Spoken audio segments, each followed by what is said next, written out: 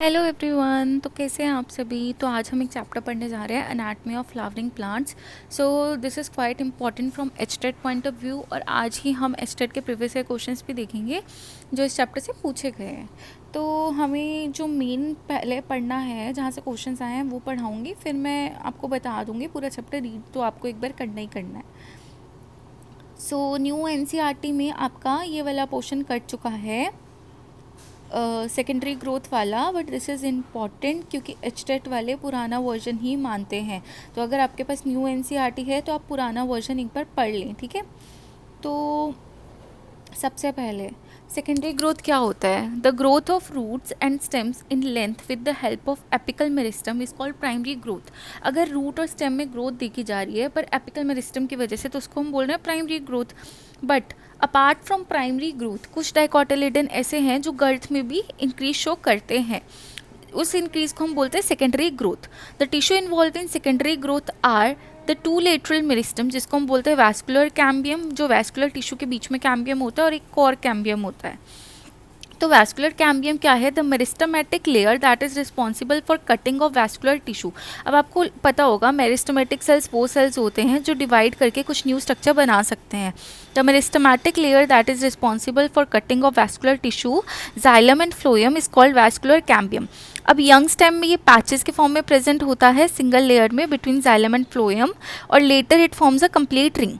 अब formation of cambium ring क्या होती है। इन डाइकॉट स्टेम जो सेल होते हैं कैम्बियम के, वो प्राइमरी जाइलम और प्राइमरी फ्लोएम में प्रेजेंट होते हैं, उसको हम बोलते हैं इंट्राफेसिक्युलर cambium.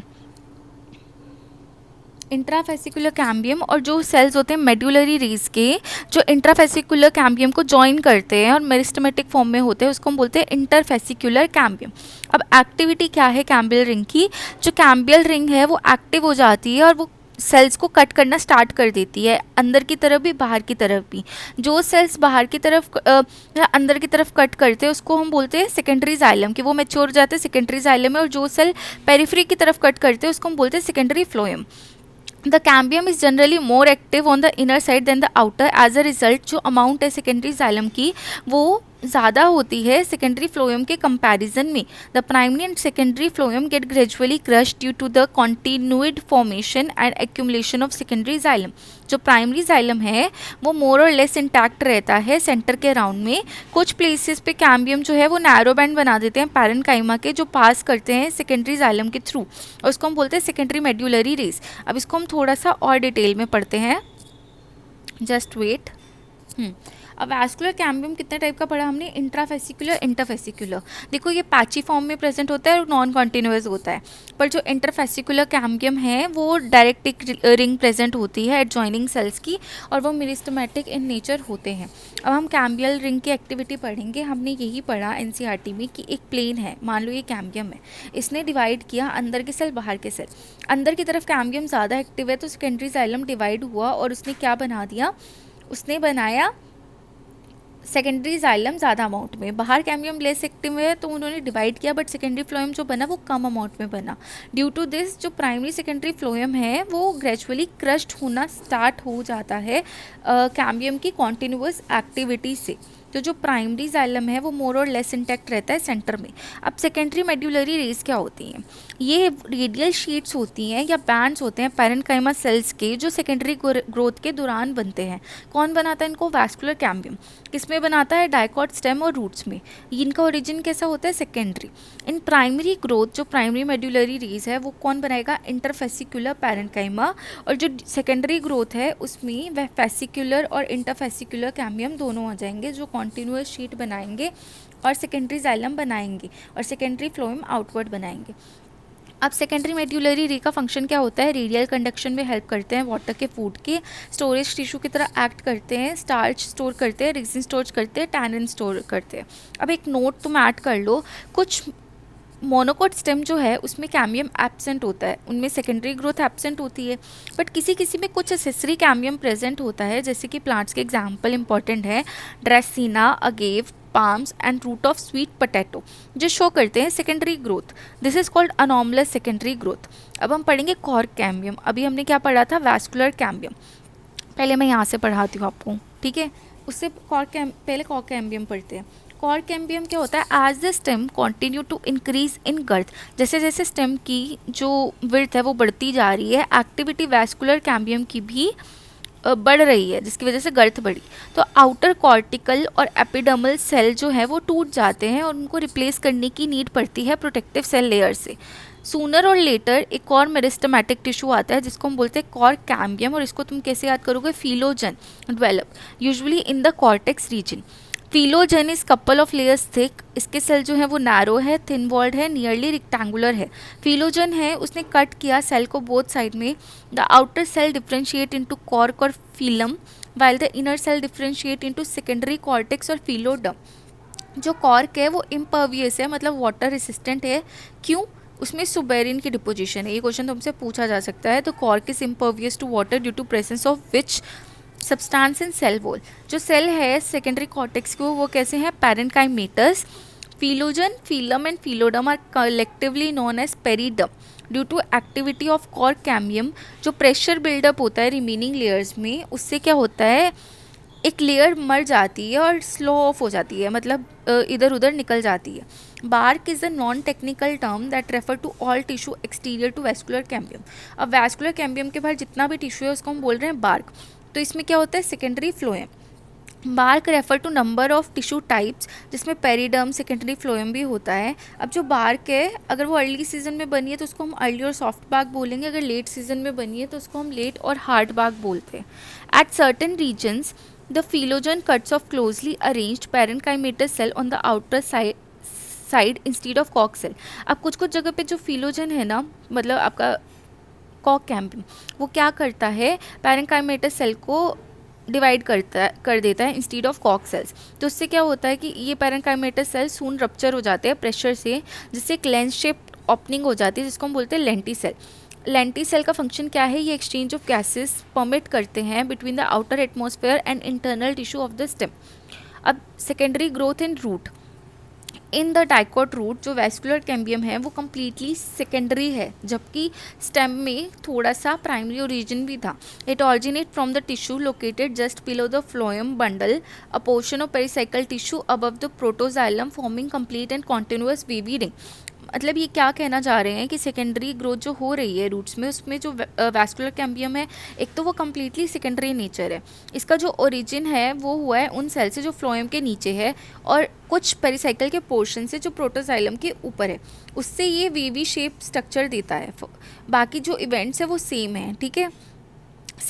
Secondary growth also occur in stem and root of gymnosperm. However, secondary growth does not occur in monocotyledon. जो नोट है वो मैंने तुम्हें अच्छे से पढ़ा दिया है, ठीक है। अब मेरे नोट्स पे चलते हैं, अगर वहाँ पे कुछ एक्स्ट्रा हुआ तो मैं तुम्हें बता दूंगी। कोर कैम्बियम मैंने अच्छे से पढ़ा दिया है, इन्होंने यही बोला कोर कैम्बियम ऐसे डिवाइड करता है। आउटर सेल जो है वो डिफ्रेंशिएट होता है कॉर्क में और फिलम में, और इनर सेल्स जो हैं वो डिफ्रेंशिएट होते हैं सेकेंडरी कॉर्टेक्स और फिलोडर्म में।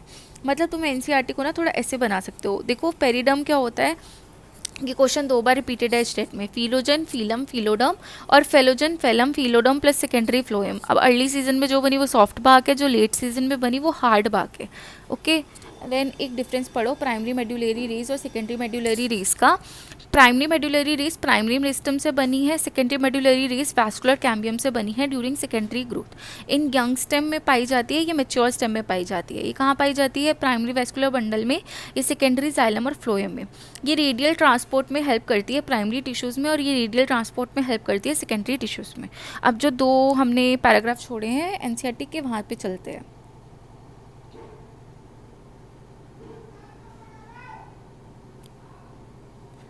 Springwood and autumnwood, heartwood and sapwood. जो एक्टिविटी है कैम्बियम की वो किसके कंट्रोल में है, फिजियोलॉजिकल और इन्वायरमेंटल फैक्टर में।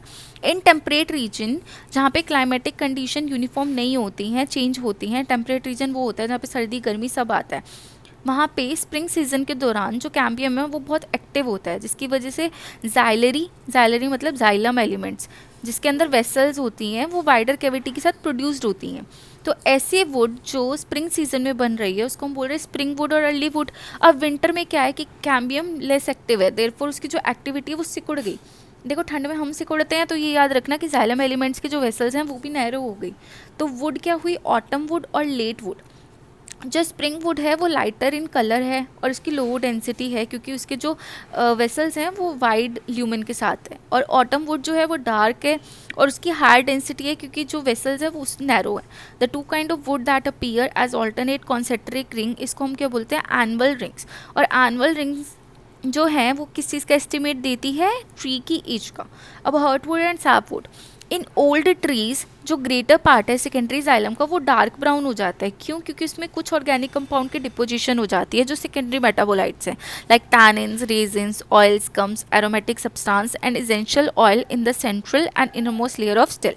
जो ये सब्सटेंस है जो सेकेंडरी मेटाबोलाइट है वो हार्टवुड को क्या कर रही है, हार्ड कर रही है, ड्यूरेबल बना रही है और रेसिस्टेंट बना रही है माइक्रो ऑर्गेनिज्म के अटैक को, क्योंकि जो सेकेंडरी मेटाबोलाइट है वो एक तरीके से प्रोटेक्शन के लिए प्रोड्यूस होते हैं बॉडी में।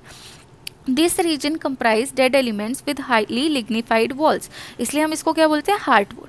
अब जो हार्टवुड है वो कंडक्ट नहीं करती water but mechanical support provide करती है। अब इसी तरीके से जो पेरिफेरल रीजन है सेकेंडरी जाइलम का वो लाइट इन कलर है क्योंकि अभी सेकेंडरी मेटाबोलाइट्स का डिपोजिशन नहीं हुआ है, तो ये इसकी डेंसिटी भी जो होगी ना वो लो होगी और ये हाईली लिग्निफाइड नहीं होगी, इसलिए हम इसको बोल रहे हैं सैपवुड। और इसका फंक्शन क्या है, ये कंडक्शन ऑफ वाटर में हेल्प कर रही है और मिनरल को हेल्प कर रही है फ्रॉम रूट टू लीफ।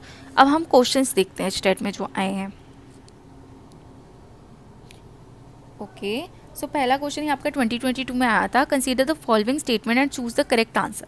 देखो इन्होंने लिखा है heartwood is less susceptible to fungus and contain less moisture than sapwood. बिल्कुल करेक्ट, हमने यही पढ़ा कि जो हार्टवुड है वो लेस ससेप्टेबल है इंसेक्ट अटैक से due to deposition of secondary metabolites. अब यही इसका रीजन दिया हुआ है, heartwood store secondary metabolites and have tylosis. This one is correct. Tylosis का मैं एक शॉर्ट पढ़ा दूंगी तुम्हें, टाइलोसिस होते क्या है, तो इसका आंसर क्या होगा, both assertion and reason are true and R is correct explanation of ये। अब ये एनसीईआरटी का एक्सप्लेनेशन है जो मैंने तुम्हें पढ़ा दिया, तुम पढ़ लेना। अब which of the following is example of, ये हम बाद में करेंगे। Which tissue is not a result of redifferentiation. देखो प्लांट्स में एक इंटरेस्टिंग फिनोमिना शो होता है कि जो लिविंग डिफ्रेंशिएटेड सेल्स होते हैं ना, जो डिवाइड करने की कैपेबिलिटी लूज नहीं करते, देखो the living differentiated cell that by now have lost the capacity to divide can regain the capacity of division. देखो अगर एक सेल है वो मैच्योर हो चुका है, अब वो डिवाइड नहीं हो पा रहा, बट कुछ ऐसे सेल्स हैं जो मैच्योर होके अपनी कैपेसिटी दोबारा रिटेन कर रहे हैं, उनको हम बोलते हैं डी डिफ्रेंशिएशन। इसमें एग्जाम्पल क्या है, फॉर्मेशन ऑफ मेरिस्टम, जिसमें ये देखो इंटरफेसिकुलर कैम्बियम और कॉर्ड कैम्बियम आ गया जो फुल्ली डिफ्रेंशिएटेड पैरेन्काइमा सेल से बना है। अब कुछ ऐसे सेल हैं सच मेरिस्टम टिश्यू जो डिवाइड करने के एबल होते हैं और जब वो सेल्स प्रोड्यूस कर देते हैं अब उनकी कैपेसिटी फिर से चली गई है कि वो कोई फंक्शन परफॉर्म कर सके, इसको हम बोलेंगे रीडिफ्रेंशिएटेड, कि पहले उन पे कैपेसिटी वापस आ गई थी बट अब उन्होंने फिर से अपनी कैपेसिटी लूज़ कर दी है, तो उसको हम बोल रहे हैं रीडिफ्रेंशिएशन। तो इन्होंने जो आंसर पूछा है, देखो कॉर्क रीडिफ्रेंशिएशन शो करती है, फिलोजन भी करता है, सेकेंडरी जाइलम भी करता है, बट जो सेकेंडरी कॉर्टेक्स है वो कभी रीडिफ्रेंशिएशन नहीं शो करता।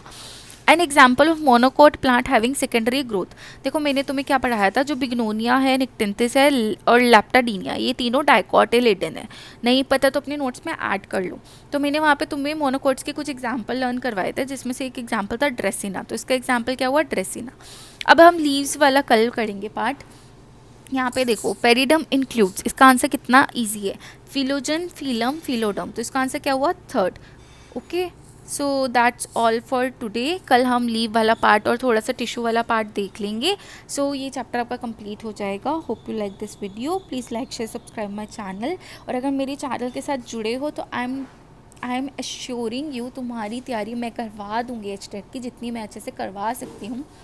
तब तक एनसीईआरटी पढ़ते रहो। एनसीईआरटी का कोई कंसेप्ट नहीं समझ आ रहा मुझसे पूछो, और जो एक्स्ट्रा टॉपिक्स मैं करवाती हूँ एटलीस्ट उन वीडियोस को देख लिया करो, कुछ कमेंट सेक्शन में कमेंट डाल दिया करो, कुछ समझ नहीं आ रहा, कोई क्वेश्चन समझ नहीं आ रहा, so do reach me out in comment section. तुम्हारे लिए ही ये सब वीडियोस हैं, मेरा तो क्लियर हो चुका है। एंड अगर मैं तुम्हें किसी ना किसी तरीके से हेल्प भी कर पा रही हूँ तो प्लीज़ लेट मी नो, उससे मेरा क्या होगा, मोटिवेशन इंक्रीज़ होगा और मैं आपके लिए और मेहनत कर पाऊँगी। So please like share subscribe my channel.